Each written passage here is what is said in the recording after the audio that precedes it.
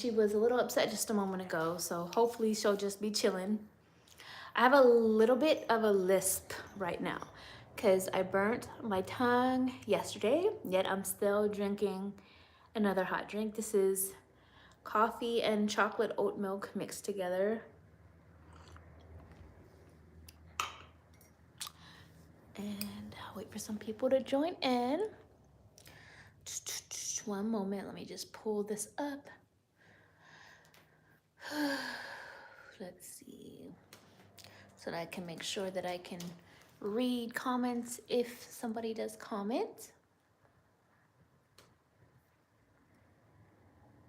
Okay, everyone meet Cornelius Bartholomew Aloysius Cumberbatch. That's his name. All right, so today's a Q&A. So feel free, if you happen to catch this live, to join in to the conversation. Add your own thoughts, your own feedback. And if you missed this live, then feel free to continue the conversation in the comments after. Please like this video as you come in. It's so much greatly appreciated. It helps out my channel a lot, and it's free for you. And of course, if you choose to, please subscribe if you haven't already, and comment that all of that good stuff. I wanted to talk about the 3 questions I get the most when it comes to this concept of the one, whether it's from clients, just other people in my life, friends, family, etc. And like I said, it's a Q&A, so feel free to join in the conversation. And then at the end, if you have some questions, feel free to send them. I want to do a quick card of the day first, though, before we get into that. Working with Seasons of the Witch, Yule Edition. Thank you again to my friend Melissa for this amazing deck. You're gonna see this all season, all holiday season. So let's see. What is the card of the day? Universal message for the collective. May it resonate with anyone and everyone who sees it. Whenever you see this, truth be told.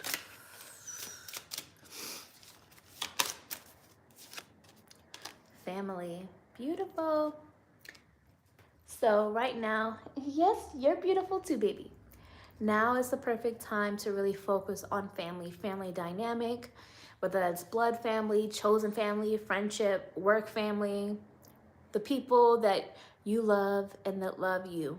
It's also a good time to heal family matters as well. Like if you've had some issues or some unresolved things with family, whether that's family here on earth or family that has transitioned over. That's exactly my point, baby. I was about to say all of that.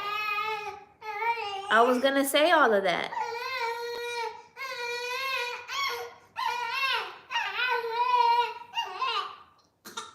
Careful. Okay. Lula had to give her part of the reading. Hope you guys enjoyed that. It's a good time to focus on healing matters or unresolved issues surrounding family, things left unsaid, things left unhealed, whether that's family that is still alive or family that has transitioned over to the great beyond. But right now, focus on family. Spend quality time with family. Have those tough conversations with family. Make sure you appreciate and give gratitude for family, including the ancestors. It's a good time to make some extra food if you have like an altar to give to your ancestors, things like that. Get out, do some holiday things with family or whenever you see this. So focus is on family. I want to read the poetry, whatever you consider this message at the bottom, but I always consider it as poetry. Thy love is present in the presence of thee. Thy love, baby. Give me a second. Thy love is present in the presence of thee, a comforting veil that warms the heart and hugs the soul. Exactly. I know you have so much to say. So So it's just basically like, I take that as the love of family, even if it's your ancestors, or the family that's with you, it's like a veil, like a protection around you right now. So carry it with you and work on healing those bonds. And for some of you, a select group of you, you will know who you are. For some of you, healing that family bond is actually you distancing from them and creating more boundaries, because some of y'all have toxic family, but that's only for select group of you. So take whatever resonates with you, release what doesn't. Now let's get into the topic. Hey. I might have to grab her because she's very talkative.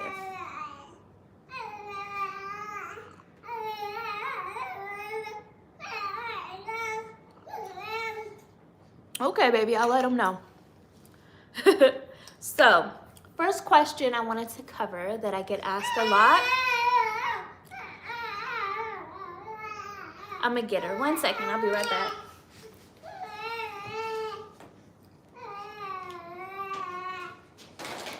Okay, baby. You want to be on camera? Is that it? You want to be a part of it, huh? Is that it? Yes, I know it is. We're gonna go talk, and you can let people know what your thoughts are, okay? Alrighty.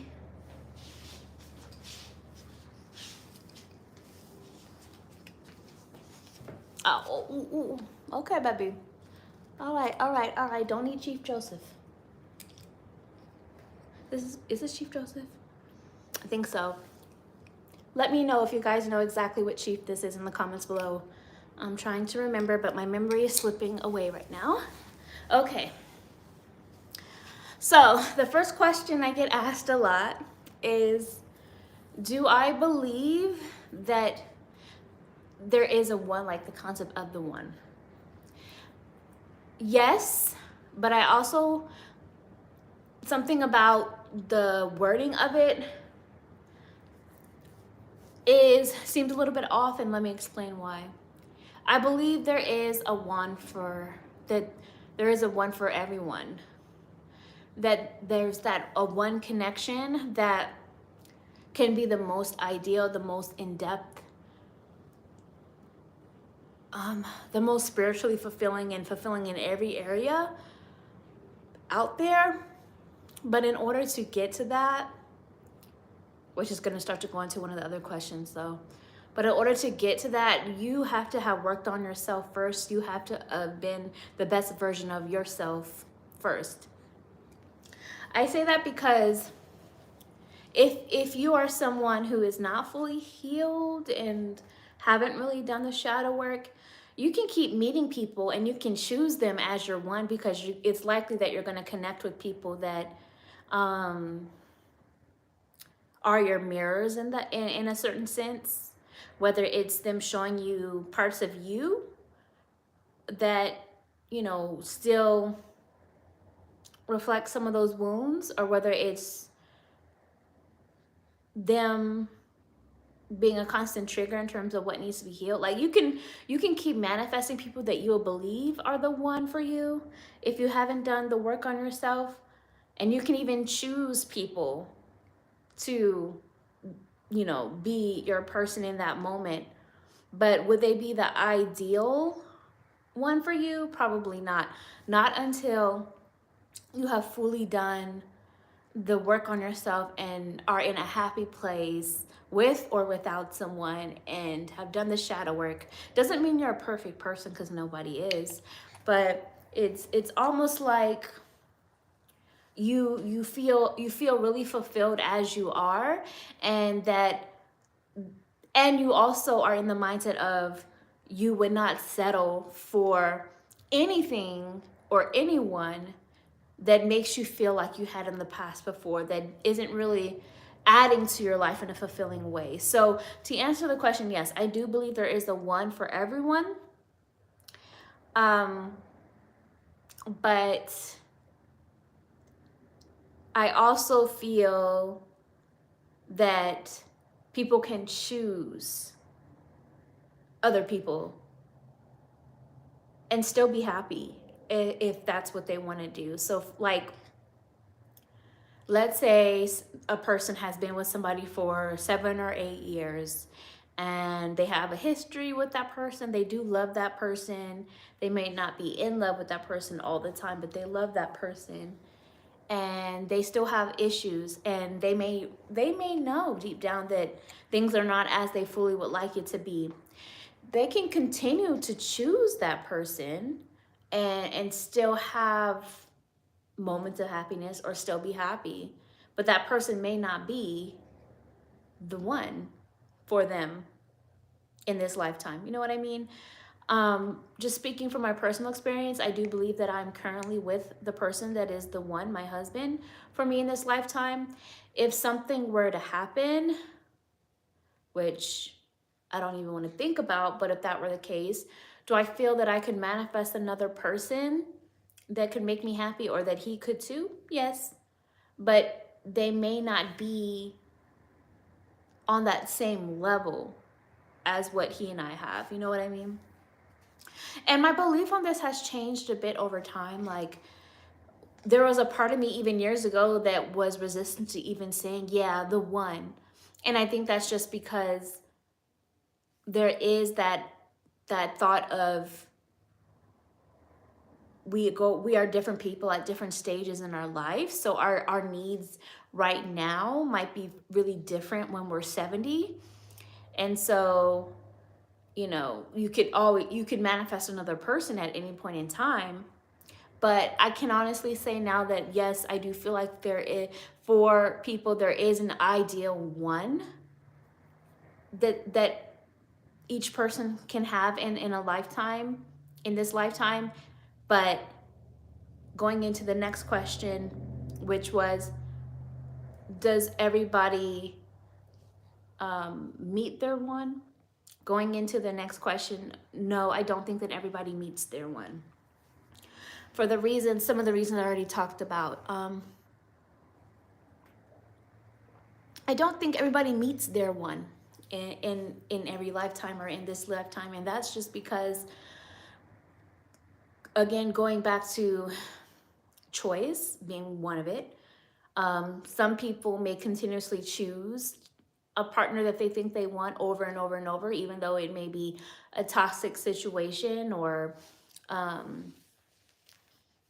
not really fulfilling as what they would hope for, because maybe they have not healed themselves yet. They have unhealed wounds. They haven't fully worked on themselves yet, to where they know better and they keep settling for this person. Or maybe it's more of like a love addiction at that point. Some people don't get to meet their one because they don't choose to walk away from somebody else. That could be due to fear. That could be due to history. That could be due to not really knowing what they even want fully just yet, because they haven't really taken the time. That could be due to like family stuff, or a sense of maybe the other person has money and it's a sense of stability in that way. Like, it could be many different things, but I don't think that everybody gets to meet their one in a lifetime for different reasons. Like I was saying, either due to more healing that needs to be done, or by choice, by choosing to continue to be with somebody else instead of walking away from settling, or instead of walking away and starting over and allowing the space for the person that is their ideal one to come in. Which kind of leads into the third question. What is the secret to manifesting the one? And that comes down to, say, hey, Lula, you were so loud over there. Now you were quiet on camera. Now you're camera shy. My goodness. The secret to manifesting the one, as cliche as it may sound, and cliches are cliches because they're true. You manifest the one, find the one by finding yourself, by knowing yourself. So what I mean by that is your experiences over time, especially in dating or from watching other people sometimes or things like that, you learn what works for you and what doesn't. So each situation can help to co-create manifesting the one, because it gets you closer and closer to being with that person, as long as you get to the point of knowing yourself and choosing yourself, when you realize that the person of the past, or the person that's in front of you right now, for some of you, is not that. And like I said, you can continue to choose that path and stay with them, and you maybe even get to happiness later after working on things in the connection, but they still may not be your ideal one, and you may not meet your ideal one in this lifetime if you choose this other person. And that can be okay too, if for some of you, if it works for you. Maybe it'll be another lifetime your ideal one can come in. But the secret to manifesting the one is to know yourself. Knowing what works for you, what doesn't. Knowing your triggers. Knowing your boundaries and standards, and not settling for less anymore. Knowing what really makes you happy in life, not just relying on another person to make you happy and them finding happiness through them. They can contribute to your happiness. But knowing, like, what about life makes you happy as an individual, as a person. Like, you have to know you and be happy with you and be okay with you, as well as having healed. Nobody's 100% healed, by the way. That's part of why we're here on this earth school. But enough so that you know and love yourself and know your worth and standards enough too, that you don't keep settling for less, if that makes sense. Hopefully I'm making sense. But those are my beliefs when it comes to those three main questions. The secret to manifesting the one, finding the one, is knowing yourself, finding yourself.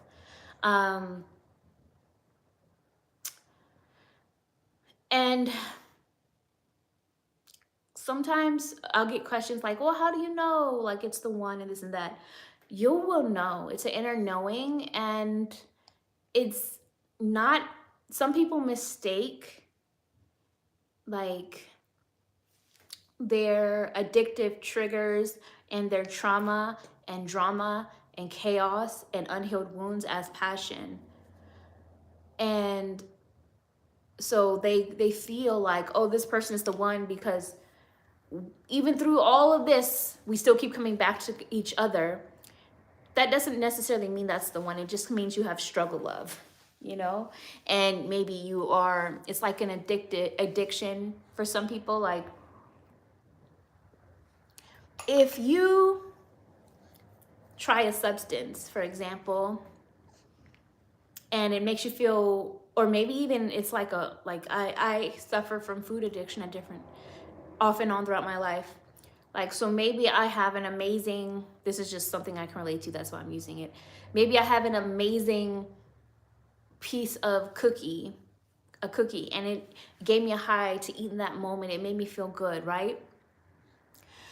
Even though you know, at the end of the day, continuing with that on a daily basis is bad for your health, especially in big amounts. There's a part of you, if you are suffering with unhealed wounds and triggers and traumas and addictive tendencies, that you're going to keep seeking that original high feeling. This can happen with people in relationships too. It may have felt great in a moment in the beginning, because for whatever reason you guys needed each other or needed that connection at that moment in time. But as time goes on, you begin to see that there's an issue here, there's an issue there. This person makes me question myself. I feel anxious all the time. I'm worried. I miss them. They're always hot and cold. They've ghosted me. They come back and forth. Like, things like that. You know, they cheated on me. Then we had to rebuild trust, and it's been a struggle. You know, things like that are indications of not necessarily being your ideal person in this lifetime.